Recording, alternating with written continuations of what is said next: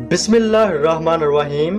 شروع اللہ کے بابرکت نام سے جو بڑا مہربان نہایت رحم کرنے والا ہے۔ دوستو، سامری جادوگر کون تھا اور اس کا اصل نام کیا تھا؟ حضرت جبرائیل علیہ السلام کے ساتھ اس کا کیا تعلق تھا اور سامری جادوگر نے کس طرح بنی اسرائیل کو گمراہ کر کے شرک میں مبتلا کر دیا اور آخر اس سامری کا کیا انجام ہوا؟ اور اس ویڈیو کے آخر میں یہ بھی بتایا جائے گا کہ سامری کی موت کیسے ہوئی۔ قوم بنی اسرائیل کی طرف اللہ تبارک و تعالیٰ نے سب سے زیادہ پیغمبروں کو مبعوث فرمایا اور ہر طرح کی نعمتوں سے نوازا ہوا تھا۔ دنیاوی خوشحالی بھی نصیب فرمائی اور سرسبز و شاداب زمینیں بھی عطا کی، لیکن باوجود اس کے بھی وہ بتوں کی پوجا کرتے تھے، اور جب ان پر کوئی عذاب نازل ہو جاتا تو پیغمبروں پر ایمان لا کر ان کی پیروی کرنا شروع کر دیتے۔ بعد میں جب ان سے عذاب ہٹا دیا جاتا تو وہ دوبارہ اسلام کے خلاف ہو جاتے اور بتوں کی پوجا کرنا شروع کر دیتے۔ دوستو، بنی اسرائیل کی قوم میں ایک سامری نامی جادوگر رہتا تھا۔ سامری کا اصل نام موسیٰ ابن ظفر تھا اور وہ اس سال پیدا ہوا تھا جس سال فرعون نے تمام بنی اسرائیل کے بچوں کو قتل کرنے کا فیصلہ کیا تھا۔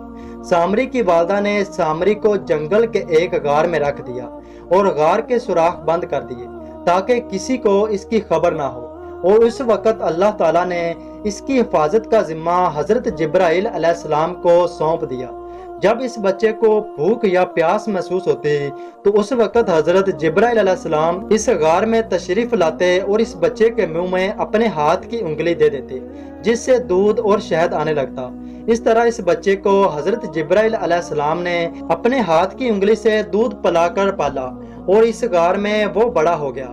روایتوں کے مطابق جب فرعون کا لشکر اور باقی سامان بھی عذاب الہی سے غرق ہو گیا تھا تو ان کے ہلاک ہونے کے بعد ان کا سونا سامان و مال بنی اسرائیل قوم کو ملا۔ اس وقت حضرت موسیٰ علیہ السلام کو اللہ کی طرف سے یہ حکم ہو گیا تھا کہ حضرت موسیٰ علیہ السلام 30 راتوں کے لیے کوہ طور پر قیام کریں، ان کے بعد اسے توریت عطا کر دی جائے گی۔ لہذا اس وقت حضرت موسیٰ علیہ السلام نے اپنے بھائی ہارون علیہ السلام کو اپنا خلیفہ منتخب کیا اور بنی اسرائیل قوم کو اپنے بھائی کے سپرد کر کے خود کوہ طور پر تشریف لے گئے، اور وہاں آپ علیہ السلام نے اللہ تبارک و تعالیٰ کی عبادت کرنا شروع کر دی۔ 1 ماہ کے روزے بھی رکھے۔ اس موقع پر سامری نے بنی اسرائیل قوم کو بھٹکانا شروع کر دیا۔ جو بنی اسرائیل کے پاس زیور تھا، سامری نے تمام لوگوں کو کہا کہ سارا زیور میرے پاس لے آؤ۔ سامری کو ایک معزز شخص مانا جاتا تھا، لہذا تمام لوگوں نے سامری کے کہنے پر اپنا تمام زیور، سونا چاندی سب کچھ سامری کے حوالے کر دیا۔ اس کے بعد سامری نے اس زیور کو آگ میں پگھلانا شروع کر دیا۔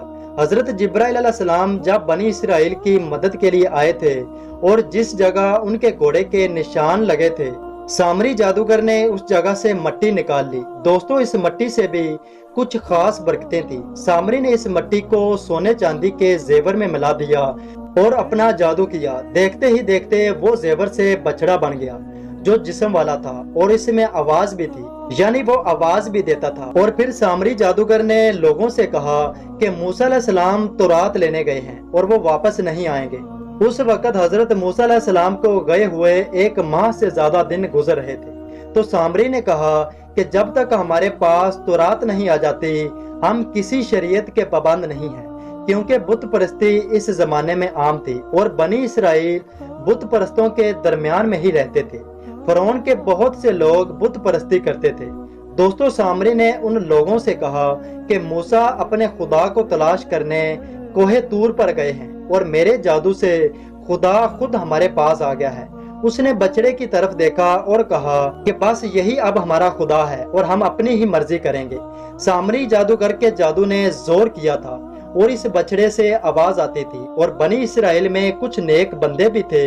انہوں نے تمام لوگوں کو منع کیا کہ یہ شرک ہے، شرک ہمیشہ حرام ہے اور حرام ہی رہے گا۔ لہذا بنی اسرائیل 2 گروہوں میں تقسیم ہو گیا، اور اللہ تبارک و تعالیٰ کے بندے دوسرے لوگوں سے کہتے کہ تم اللہ کو چھوڑ کر کسی اور کی عبادت نہ کرو، تم بھی منکر لوگوں میں شامل ہو جاؤ گے۔ تو اس وقت حضرت موسیٰ علیہ السلام کے بھائی ہارون علیہ السلام نے بھی ان کو روکا۔ मगर वो उन पर गालिब आ गए और उन लोगों ने इस बछड़े की पूजा करना शुरू कर दी और उसे अपना खुदा मानकर उसके आगे सजदा करने लगे।